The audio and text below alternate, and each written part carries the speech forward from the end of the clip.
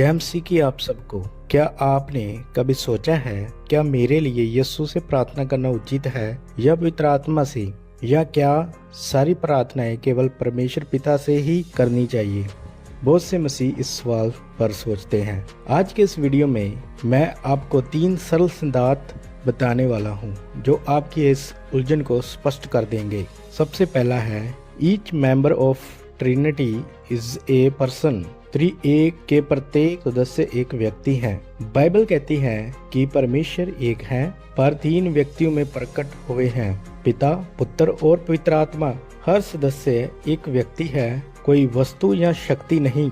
हम पवित्र आत्मा को दुखी कर सकते हैं, हम उनसे झूठ बोल सकते हैं, हम उन्हें शांत कर सकते हैं। इसका अर्थ है कि हम त्रिमूर्ति के हर व्यक्ति से संवाद कर सकते हैं, बातचीत कर सकते हैं।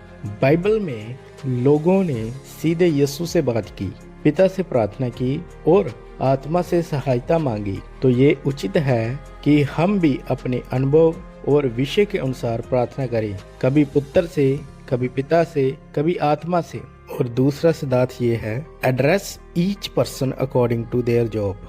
प्रत्येक को उनके कार्यों के अनुसार संबोधित करें।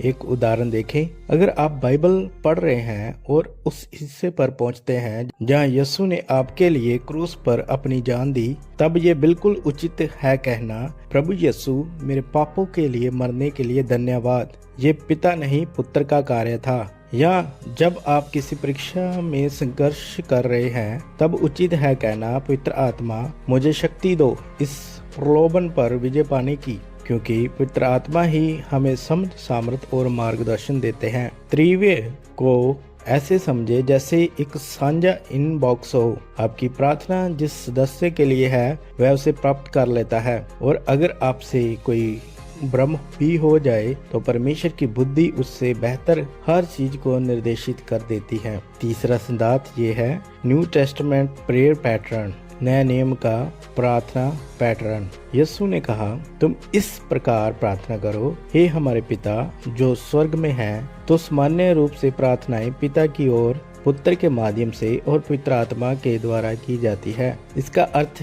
ये नहीं कि और किसी को नहीं, बल्कि ये एक दिव्य कर्म है। हम पिता से प्रार्थना करते हैं क्योंकि वह स्रोत है। हम पुत्र के माध्यम से प्रार्थना करते हैं क्योंकि यीशु हमें पिता तक पहुंच प्रदान करते हैं, और हम आत्मा द्वारा करते हैं क्योंकि वही हमें समक्ष करते हैं कि हम परमेश्वर की इच्छा के अनुसार प्रार्थना करें। इफिसियों उसका 2:18 ये कहता है, क्योंकि उसके द्वारा हमारे पास एक आत्मा में पिता तक पहुंच है। ध्यान दे 3 शब्द पर, के माध्यम से, द्वारा और तक। ये प्रार्थना का सुंदर पैटर्न है। आखिर में ये याद रखें, परमेश्वर हमारे दिलों को जानता है। अगर हम त्रिवेणी के किसी सदस्य को गलती से संबोधित भी करें तो भी परमेश्वर हमारे प्रेम और अभिप्राय को समझता है। तो आप क्या सोचते हैं, क्या इससे फर्क पड़ता है कि हम किससे प्रार्थना करें, यीशु पिता या पवित्र आत्मा से? अपनी सोच नीचे कमेंट में बताएं। अगर ये वीडियो आपको उपयोगी लगा हो तो इसे शेयर करें और चैनल को सब्सक्राइब करना ना भूलें। देखने के लिए धन्यवाद। परमेश्वर आपको आशीष दे।